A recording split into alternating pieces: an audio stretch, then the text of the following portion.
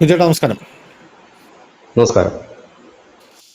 വിജയേട്ടാ, നമ്മള് 3 ദിവസമായിട്ട് കൊടുത്തുകൊണ്ടിരിക്കുന്ന ഒരു വാർത്ത ഇന്ത്യയും പാകിസ്ഥാനും തമ്മിൽ യുദ്ധം വരുന്നു എന്നുള്ളതാണ് അതിന്റെ ക്രക്സ് എന്ന് പറയുന്നത്.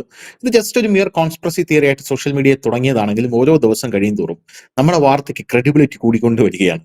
ആ ക്രെഡിബിലിറ്റി തന്നുകൊണ്ടിരിക്കുന്നതാകട്ടെ പാകിസ്ഥാൻ എന്ന് പറയുന്ന ഭീകര രാഷ്ട്രവും. ഇപ്പോ കഴിഞ്ഞ ദിവസം നമ്മൾ എടുത്ത വാർത്ത, ഡൽഹിയിൽ ഒരു മോക്ക് ഡ്രിൽ നടന്നിട്ടുണ്ട്. യുദ്ധത്തിന് മുന്നോടിയായിട്ട് നടക്കുന്ന സാധനമാണ് മോക്ക് ഡ്രിൽ. അതിന് മുമ്പ് നമ്മൾ എടുത്ത വാർത്ത 4 എയർപോർട്ടുകൾ IAF Indian air force shut down ചെയ്തിട്ടുണ്ട്. അപ്പൊ ഇതൊക്കെയാണ് വാർത്ത എന്ന് പറഞ്ഞപ്പോൾ കഴിഞ്ഞ ദിവസം സമാനമായിട്ടുള്ള രീതിയിൽ പാകിസ്ഥാൻ ഇന്ത്യക്ക് നേരെ ഒരു ഭീഷണി ഉയർത്തിയിട്ടുണ്ട്. ഇന്ത്യ ഏതെങ്കിലും തരത്തിൽ ഒരു നീക്കം യുദ്ധത്തിനായിട്ട് നടത്തുകയാണെങ്കിൽ ഞങ്ങൾ കൊൽക്കത്ത പോലും ആക്രമിക്കും എന്നാണ് പാകിസ്ഥാൻ പറയുന്നത്. ഇത് പാകിസ്ഥാന്റെ പ്രതിരോധ മന്ത്രിയായിട്ടുള്ള ഖാജ ആസിഫാണ് പറയുന്നത്. ലവൻ കൊൽക്കത്ത ആക്രമിക്കുമെന്ന് പറയുമ്പോൾ എനിക്ക് തോന്നുന്നു കൊൽക്കത്തയൊക്കെ ബംഗ്ലാദേശ് വഴി ആയിരിക്കാം ആക്രമിക്കാനായിട്ട് സാധ്യത എന്നാണ് എനിക്ക് തോന്നുന്നത്. അപ്പോൾ കഴിഞ്ഞ ദിവസം ഇവന്റെ ജന്മനാടായിട്ടുള്ള സിയാൽകോട്ടിൽ ഇവൻ മാധ്യമ പ്രവർത്തകരോട് സംസാരിക്കുന്നതിനിടെയാണ് ഈ നിലപാട് പറഞ്ഞത്. ഇന്ത്യ ഏതെങ്കിലും തരത്തിലുള്ള നാടകീയ നടപടി, ഫോൾസ് ഫ്ലാഗ് ഓപ്പറേഷൻ നടത്താൻ ശ്രമിച്ചാൽ പാകിസ്ഥാന്റെ പ്രതികരണം അതിർത്തിയിൽ മാത്രമായി ഒതുങ്ങില്ല. ഞങ്ങൾ നേരെ കൊൽക്കത്തയിലേക്ക് പോവും, അതായിരിക്കും ആക്രമിക്കുക ആദ്യം. കൊൽക്കത്ത കിഴക്കൻ ഇന്ത്യയിലാണ് സ്ഥിതി ചെയ്യുന്നതെന്നും പാകിസ്ഥാൻ അതിർത്തിയിൽ നിന്ന് 100 കിലോമീറ്റർ അകലെയാണ് എന്നുള്ളതും ശ്രദ്ധേയമാണ്. പക്ഷേ ഞങ്ങൾ അവിടെ ആക്രമിക്കുന്നു പറയുമ്പോൾ ഞങ്ങൾക്ക് അവിടെയും പിടിയുണ്ട് എന്ന് നിങ്ങൾ മനസ്സിലാക്കണമെന്നാണ് പാകിസ്ഥാൻ നിലവിൽ പറഞ്ഞുകൊണ്ടിരിക്കുന്നത്. പോരാത്തതിന് ഇന്ത്യ വലിയൊരു ഗൂഢാലോചന നടത്തുന്നുണ്ട് എന്ന് ഇവൻ പറയുന്നുണ്ട്. ഇവന്റെ പറച്ചിലെന്നൊക്കെ പറഞ്ഞു കഴിഞ്ഞാൽ ഒരു തെളിവുമില്ല. അതിൽ മാധ്യമങ്ങൾ എഴുതുന്നതും അങ്ങനെ തന്നെയാണ്. ഒരു തെളിവുമില്ലാത്ത അടിസ്ഥാനരഹിതമായിട്ടുള്ള ആരോപണങ്ങളാണ് ഇയാള് ഉന്നയിക്കുന്നത്. ഇന്ത്യക്ക് ചില മൃതദേഹങ്ങൾ കാണിച്ച് അവരെ തീവ്രവാദികളായി പ്രഖ്യാപിക്കാനും ആക്രമണത്തിനുള്ള ഒരു മറയായി ഉപയോഗിക്കാനും കഴിയും എന്ന് ഇയാൾ ആരോപിക്കുന്നു. വേഗത്തിലും ഉറച്ചതുമായിട്ടുള്ള മറുപടി ഞങ്ങൾ അതിന് നൽകുമെന്ന് പറയുന്നു. ഇനി രാജ്നാഥ് സിംഗിന്റെ അഭൂതപൂർവമായിട്ടുള്ള മറുപടി വന്നിട്ടുണ്ട്. പാകിസ്ഥാനിൽ ഭീഷണികൾ ഉയരുന്നതിനിടെ അയൽരാജ്യം എന്തെങ്കിലും പ്രകോപനപരമായിട്ടുള്ള നടപടി സ്വീകരിച്ചാൽ ഇന്ത്യയുടെ പ്രതികരണം മുൻപെപ്പോഴും ഇല്ലാത്ത രീതിയിൽ നിർണായകമായിരിക്കും. അതൊരു വലിയ ഭീഷണിയാണ്. മുൻപെപ്പോഴും ഇല്ലാത്ത, മുൻപെന്നൊക്കെ പറഞ്ഞാൽ നമുക്കറിയാം ചെറിയ ചെറിയ അടികളായിരുന്നു. ഇനി അതുപോലെ ആയിരിക്കില്ല മോനെ. നമ്മൾ നേരത്തെ ഒരു വാർത്ത എടുത്തത് ചോദിച്ചിട്ട് ഓർമ്മയുണ്ടോ? ഇന്ത്യ ഏത് രീതിയിലായിരിക്കും ഓപ്പറേഷൻ സിന്ദൂർ ഇനി കൊണ്ടുപോകുക എന്നുള്ളത്. ഇന്ത്യ സാറ്റലൈറ്റ് വഴി, ബഹിരാകാശത്തുള്ള ബഹിരാകാശം വഴിയായിരിക്കും അടിക്കാൻ പോകുന്നത്. ഒരടിയിൽ തന്നെ പാകിസ്ഥാന്റെ ഇന്റർനെറ്റും കറണ്ടും അടിച്ചു പോകും. പിന്നെ പാകിസ്ഥാനെ ചാരമാക്കുന്നതായിരിക്കും കാണാൻ സാധിക്കുക എന്നുള്ള രീതിയിലാണ് നമ്മൾ വാർത്ത എടുത്തത്. പക്ഷേ ഇത് ആഗോളതലത്തിൽ ഒരു ആശങ്ക ഉയർത്തിയിട്ടുണ്ട്. ഇപ്പൊ ലോകരാജ്യങ്ങൾ ഇതിനെക്കുറിച്ച് ചർച്ച ചെയ്ത് തുടങ്ങിയത്, സീരിയസ് ആയിട്ട് ചർച്ച ചെയ്ത് തുടങ്ങിയിട്ടുണ്ട് എന്നുള്ളതാണ് പ്രധാനപ്പെട്ട കാര്യം. എന്ത് തോന്നുന്നു? ഇത് ഓരോ ദിവസം കഴിയുന്നതോറും ധനുഷ് പറഞ്ഞത് ശരിയാണ്. നമ്മളെ വാർത്ത എടുക്കുമ്പോൾ ആദ്യം എനിക്ക് 3 ദിവസം മുമ്പാണെന്ന് തോന്നുന്നു, അന്ന് നമ്മൾ എടുക്കുമ്പോൾ കുറെ കോൺസ്പിറസി തിയറികൾ മാത്രമേ ഉള്ളൂ. നമ്മുടെ സേനാ മേധാവികൾ ക്ഷേത്രങ്ങളിൽ പോകുന്നത്, പ്രാർത്ഥിക്കുന്നത്, പിന്നെ CDSന്റെ യോഗങ്ങൾ നിരന്തരം നടക്കുന്നത്, പ്രധാനമന്ത്രിയുടെ യോഗം, നിർണായക യോഗങ്ങൾ നടക്കുന്നത്, ഇതൊക്കെ അന്ന് ഇരുതായി. പക്ഷെ രാജ്നാഥ് സിംഗ് തിരുവനന്തപുരത്ത് വന്നതോടുകൂടി പിക്ചർ തെളിഞ്ഞു. അദ്ദേഹം തിരുവനന്തപുരത്ത് വെച്ചാണ് പറഞ്ഞത് വലിയ മാരകമായ ആക്രമണമായിരിക്കും ഞങ്ങൾ നടത്താൻ പോകുന്നതെന്ന് പറഞ്ഞു. അതിനുശേഷം പിന്നെ ഖാജ ആസിഫിന്റെ ഇതിപ്പോ 2ാമത്തെ പ്രസ്താവനയാണ്. ഇന്നിപ്പോ നമ്മൾ ഈ കൽക്കത്ത വഴി ഞങ്ങൾ ആക്രമിക്കുമെന്ന് പറയുന്നത് 2ാമത്തെ പ്രസ്താവനയാണ്. അത് ധനുഷ് പറഞ്ഞത് ശരി തന്നെയാണ്. ബംഗ്ലാദേശുമായിട്ട് ചേർന്ന് കിടക്കുന്ന വെസ്റ്റ് ബംഗാളിലെ തലസ്ഥാനമാണല്ലോ കൊൽക്കത്ത എന്ന് പറയുന്നത്. അപ്പോൾ കാരണം കഴിഞ്ഞ ദിവസം അവിടുന്നുള്ള ഭീകരരെ ദില്ലിയിൽ പിടികൂടുകയും ചെയ്തിരുന്നു, ബംഗ്ലാദേശ് ഭീകരരെ. എന്നിട്ട് ഇതാണ് ചെയ്യുന്നത്. അപ്പം ഇതിനകത്ത് ഒരു വലിയ കാര്യം എന്ന് ചോദിച്ചു കഴിഞ്ഞാൽ, ഇവർ വീണ്ടും ഇന്ത്യയുമായിട്ടൊരു ടെൻഷൻ നിലനിർത്താൻ ആഗ്രഹിക്കുന്നു, ഇന്ത്യയുമായി ഉരസാൻ ആഗ്രഹിക്കുന്നു എന്ന് തന്നെയാണ് ഇതിൽ നിന്ന് വ്യക്തമാകുന്നത്. കാരണം അവരെ സംബന്ധിച്ചൊരു നിർണായകമായ ഘട്ടത്തിലേക്കാണ്. കാരണം അമേരിക്ക ഒരു കരയുദ്ധത്തിലേക്കുള്ള എല്ലാ കാര്യങ്ങളും നീക്കുകയാണ്. അങ്ങനെ വരികയാണെങ്കിൽ പാകിസ്ഥാന്റെ മണ്ണ് അവർ അതിനുവേണ്ടി യൂസ് ചെയ്യും. അങ്ങനെയാണെന്നുണ്ടെങ്കിൽ ഈ മിഡിൽ ഈസ്റ്റ് കൺട്രീസിലും ഗൾഫ് കൺട്രീസിലും പ്രത്യേകിച്ച് ഇസ്ലാമിക രാജ്യങ്ങളിലും പാകിസ്ഥാൻ ഇതുവരെ കെട്ടിപ്പൊക്കിയിട്ടുള്ള അവരുടെ കപട ഒരു സ്നേഹമുണ്ടല്ലോ, അല്ലെങ്കിൽ ഞങ്ങളാണ് നിങ്ങളുടെ രക്ഷകൻ എന്നുള്ള സാധനമുണ്ട്, അത് പൊളിഞ്ഞെടുങ്ങുമ്പോൾ അടുങ്ങാതിരിക്കണമെങ്കിൽ എന്ത് ചെയ്യണം? അവർ വേറെ ഏതെങ്കിലും ഒരു പണിയിൽ എൻഗേജ് ആയിരിക്കണം. വേറെ ഏത് പണിയിൽ എൻഗേജ് ആകാൻ അഫ്ഗാനിസ്ഥാനുമായിട്ട് പോയിട്ട് അഫ്ഗാനിസ്ഥാൻ തിരിച്ചടിക്കുന്നില്ല. ഈ ഒരു സാഹചര്യത്തിൽ പിന്നെ അവർക്ക് മുട്ടാൻ കഴിയുന്ന ഒരു രാജ്യം ഇന്ത്യയാണ്. ഇപ്പോഴത്തെ സാഹചര്യത്തിൽ ഇന്ത്യയെ മുട്ടുന്നതിനോട് ചൈനയ്ക്കും എതിർപ്പൊന്നും ഉണ്ടാകാൻ സാധ്യതയില്ല. മുട്ടിക്കോട്ടെ എന്നുള്ളൊരു ധാരണ തന്നെ ആയിരിക്കും. ഇതിനിടയിൽ ശ്രദ്ധേയമായി ഇന്നലെ വേറൊരു വാർത്ത വന്നു. ന്യൂസ് ഇന്ത്യ മലയാളം നൽകിയിട്ടുണ്ടായിരുന്നു. ലോകത്ത് ഒരുപാട് രാജ്യങ്ങൾ ഇപ്പോൾ ഇന്ത്യയുടെ ആയുധങ്ങളാണ് വാങ്ങുന്നത്. കാരണം വിശ്വാസത കൂടിപ്പോയി. ചൈനയുടെ ആയുധങ്ങൾക്ക് വിശ്വാസത കുറഞ്ഞു തുടങ്ങിയിരിക്കുന്നു എന്നുള്ളത് മറ്റൊരു കാര്യം തന്നെയാണ്. ഈ ഒരു സാഹചര്യത്തിൽ കൂടിയാണ് ഇപ്പോൾ, കാരണം ഈ യുദ്ധം എന്ന് പറയുന്നത് ഒരു ഡെമോൺസ്ട്രേഷൻ കൂടിയാണല്ലോ പല ആയുധങ്ങളുടെ. അതുകൊണ്ടാണല്ലോ F-15 ഒക്കെ ഇറാൻ വെടിവെച്ചിടുന്നു എന്നൊക്കെ പറയുമ്പോൾ അത് വലിയ വാർത്തയായി മാറുന്നത്. ഈ സൈനിക സാധനങ്ങൾ അല്ലെങ്കിൽ മിസൈൽ ആയാലും എയർ ഡിഫൻസ് സിസ്റ്റം ആയാലും ഒക്കെ തകരുമ്പോൾ അത് വലിയ വാർത്തയാകുന്നത് എന്താണെന്ന് വെച്ചാൽ അതിന്റെ പിന്നിൽ ഒരു വലിയ കച്ചവടമുണ്ട്. കാരണം ഇതൊരു ബിസിനസ് സാധനം കൂടിയാണ്. അപ്പം ഈ രീതിയിലാണ് ഇത് കാര്യങ്ങൾ മുൻപോട്ട് പോകുന്നത്. കാരണം ഇന്ത്യയിൽ ഒരു വലിയ രീതിയിലുള്ള കലാപവും പ്രതിഷേധവും ഉണ്ടാക്കാനുള്ള ശ്രമങ്ങൾ വളരെ കാലമായിട്ട് പാകിസ്ഥാൻ നടത്തി വരുന്നതാണ്. നമുക്കറിയാം ഏറ്റവും ഒടുവിൽ ഇന്ത്യയിൽ അത്ര ഒരു നീക്കം നടക്കുന്നത് ഇപ്പോൾ വെസ്റ്റ് ബംഗാളിലാണ്. SIR-നെതിരെ അവിടെ നടക്കുന്നത് ഒരു ആസൂത്രിതമായ കലാപ ശ്രമമാണ് അവിടെ നടക്കുന്നത്. പക്ഷെ അത് തുടക്കത്തിൽ തന്നെ പാളിപ്പോയി എന്നുള്ളതാണ് മറ്റൊരു കാര്യം. ഇവിടെ ശ്രദ്ധേയമായ ഒരു കാര്യം, കഴിഞ്ഞ ദിവസം 2-3 ദിവസം മുമ്പായിരുന്നു ദില്ലിയിൽ നിന്ന് 3 ബംഗ്ലാദേശി ഭീകരരെ പിടികൂടുന്നത്. അപ്പം ബംഗ്ലാദേശിൽ നിന്നുള്ള ആൾക്കാർ, കാരണം അവർക്ക് കുറച്ചുകൂടെ എളുപ്പമാണ് ഈ രാജ്യത്തോടെ കടന്നു കയറാൻ. എളുപ്പമെന്ന് മാത്രമല്ല ധനുഷ്, അതിനകത്ത് ഈ നമ്മുടെ രാജ്യത്ത് സൗത്ത് ഇന്ത്യയിലടക്കം ഈ ബംഗ്ലാദേശികൾ ധാരാളമായിട്ടുണ്ട്. ഏതാണ്ട് 2 കോടിക്കടുത്ത് ബംഗ്ലാദേശികളുണ്ട്. കാരണം നമ്മൾ ഇവരെയൊക്കെ ഇപ്പോൾ ഈ SIR വന്നപ്പോൾ ഐഡന്റിഫൈ ചെയ്തിട്ടേ ഉള്ളൂ. ഇനി ഇവരെ പുറത്താക്കുന്ന ഒരു കടമുണ്ട്. ഇത്രയും പേരുള്ളപ്പോൾ കാര്യം എന്താണെന്ന് ചോദിച്ചു കഴിഞ്ഞാൽ ഇവർക്കിടയിലേക്ക് ആയുധങ്ങളോ ഇല്ല മറ്റു വസ്തുക്കളോ സപ്ലൈ ചെയ്ത് കഴിഞ്ഞാൽ നമുക്കറിയാം നമ്മുടെ രാജ്യത്ത് ഈ കഴിഞ്ഞ ദിവസം പിടികൂടിയത് അവർ റെയിൽവേ സ്റ്റേഷൻ അടക്കം ബോംബ് സ്ഫോടനം നടത്താനായിരുന്നു. കുക്കർ ബോംബുകളൊക്കെ ഉണ്ടാക്കുന്ന മുമ്പ് ഉണ്ടാക്കിയതുകൊണ്ട് കുക്കർ ബോംബുകൾ, ടിഫിൻ ബോംബുകൾ, സിഗരറ്റ് ബോംബുകൾ, അതൊക്കെ ഈ മലപ്പുറം മേഖലയിലൊക്കെയായിരുന്നു ഉണ്ടായിരുന്നത്, പൈപ്പ് ബോംബുകളൊക്കെ.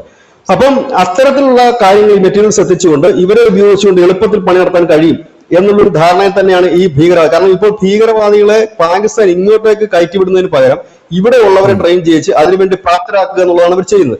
ഇനി അങ്ങനെ എന്തെങ്കിലും ഉണ്ട്. അതുകൊണ്ടാണ് ഖാജാ ആസിഫ് എടുത്തു പറയുന്നത്, ഒരുപക്ഷെ പാകിസ്ഥാനികളുടേതോ ഇല്ലെങ്കിൽ മറ്റുള്ളവരുടെയോ മൃതദേഹം കാണിച്ചിട്ട് ഞങ്ങളുടേതാണെന്ന് പറഞ്ഞ് ഞങ്ങളെ ആക്രമണം നടത്താനുള്ള ഒരു നീക്കമാണ് ഇപ്പോൾ ഇന്ത്യ നടത്തുന്നത്. ഇവിടെ ശ്രദ്ധേയമായ ഒരു കാര്യം, കഴിഞ്ഞ ഒരാഴ്ചയായിട്ട് പാകിസ്ഥാനിലെ ഡോൺ അടക്കമുള്ള എല്ലാ മാധ്യമങ്ങളും, എല്ലാ സോഷ്യൽ മീഡിയകളും എല്ലാം ഒരേ വാർത്തയായി കൊടുക്കുന്നു. അവരതിൽ പറയുന്നത് ഇന്ത്യ ആക്രമിക്കും, ഇന്ത്യ തയ്യാറെടുപ്പ് നടത്തുന്നു, ഇന്ത്യ പാകിസ്ഥാൻ പിടിച്ചെടുക്കാൻ തയ്യാറെടുപ്പ് നടത്തുന്നു. അത് ഇതൊരു പ്രൊപ്പഗൻഡയാണ്. ഞാൻ നേരത്തെ പറഞ്ഞത് തന്നെയാണ് ഇതൊരു കാര്യം. ഇറാൻ ഒരു നിലപാടെടുക്കേണ്ട നിർണായക സാഹചര്യമാണ്, പാകിസ്ഥാൻ ഒരു നിർണായക നിലപാടെടുക്കേണ്ട സാഹചര്യമാണ് ഇപ്പോൾ. ഇറാൻ യുദ്ധത്തിൽ ഒരു നിർണായക നിലപാട് അവർക്ക് എടുത്തേ പറ്റൂ. ഒന്നുകിൽ യെസ് അല്ലെങ്കിൽ നോ പറയണം. സൗദി ഈ യുദ്ധത്തിലേക്ക് ഇറങ്ങി പുറപ്പെട്ടു സ്വാഭാവികമായ അറബ് നാറ്റോയുടെ ഭാഗമായ പാകിസ്ഥാൻ ഇതിൽ പോകേണ്ടി വരും. അപ്പോൾ ഇതിൽ തടയിടുന്നതിന് വേണ്ടിയിട്ടാണ് ഇന്ത്യ ആക്രമിക്കുന്നത്. കഴിഞ്ഞ ഒന്നര ആഴ്ചയായിട്ട് അവിടുത്തെ എല്ലാ മാധ്യമങ്ങളും, ചെറുതും വലുതുമായിട്ടുള്ള എല്ലാ മാധ്യമങ്ങളും ഏക സ്വരത്തിലാണ് ഇത് പറഞ്ഞുകൊണ്ടിരിക്കുന്നത്. ഇവിടെയാണ് അതിനിടയിൽ ഇന്ത്യയുടെ ഉദ്യോഗസ്ഥന്മാർ റഷ്യയിലെത്തി S-400 ഇവിടെ എത്തിക്കുന്നതിനുള്ള നീക്കങ്ങൾ തുടങ്ങിയിട്ടുണ്ട്. അതിന്റെ പരിശോധനാ സംഘമാണ് അവിടെ എത്തിയിരിക്കുന്നത്, ഇതിന്റെ കേപ്പബിലിറ്റിയും കാര്യങ്ങളും ഒക്കെ ആയിട്ട്. ഇങ്ങനെ പോകുന്നു, വലിയൊരു നീക്കം നടക്കുന്ന ഒരു സാഹചര്യമുണ്ട്. ഈ സാഹചര്യത്തിലേക്കാണ് ഇപ്പോൾ ലോകം മുഴുവൻ യുദ്ധം എന്ന് പറയുന്ന ഒരു സാഹചര്യം. ഇവിടെ ശ്രദ്ധേയമായ ഒരു കാര്യം, തായ്വാനെ ആക്രമിക്കാൻ ചൈന നിൽക്കുന്നു, ഇറാൻ അമേരിക്ക യുദ്ധം കൊടുമ്പിരി കൊള്ളുന്നു. ഈ ഒരു സാഹചര്യത്തിൽ കൂടിയാണ് മുമ്പൊന്നും കാണാത്ത വിധമുള്ള ചില റിലേഷൻസ് വരുന്നു. ഇന്നലെ ഇറാന്റെ കപ്പലുകൾ ഇവിടെ എത്തിയിരുന്നു എണ്ണയും കൊണ്ട്, പക്ഷെ അത് മടങ്ങിപ്പോയി. അതിനെക്കുറിച്ച് ഇന്നലെ ഇന്ത്യ ഗവൺമെന്റ് വളരെ വ്യക്തമായ ഒരു വിശദീകരണം നൽകിയിരുന്നു. അപ്പൊ എല്ലാവരും നമ്മളടക്കം പറഞ്ഞിരുന്നത് പൈസ ട്രാൻസാക്ഷൻ ചെയ്യാൻ കഴിയാത്തത് കൊണ്ടാണ്. അപ്പൊ നമ്മുടെ സർക്കാർ പറയുന്നത് അങ്ങനെയല്ല.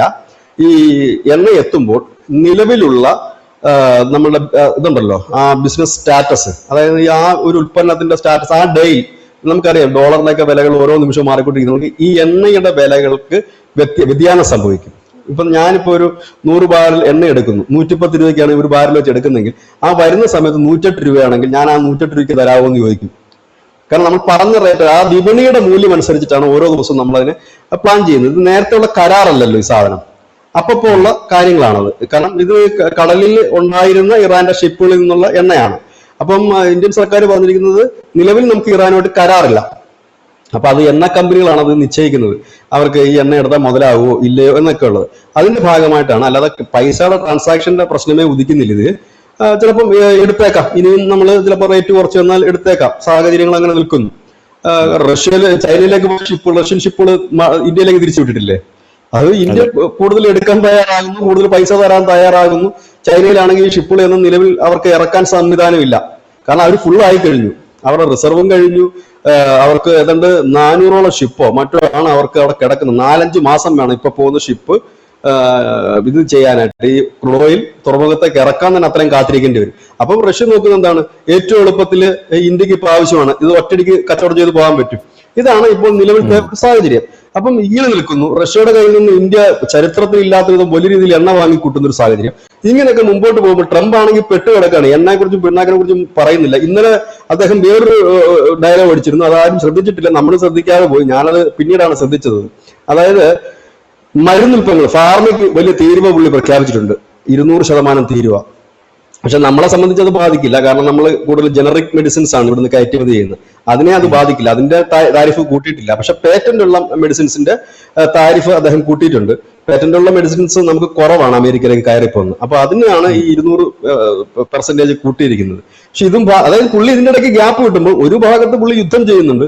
യുദ്ധം ചെയ്ത് ഇടയ്ക്ക് പുള്ളി ചായ കുടിച്ച് റെസ്റ്റ് ചെയ്യുമ്പോൾ വിചാരിക്കും, ഞാൻ മറന്നുപോയി താരിഫ് അടിച്ചു കൊടുക്കും 200 വെച്ച്.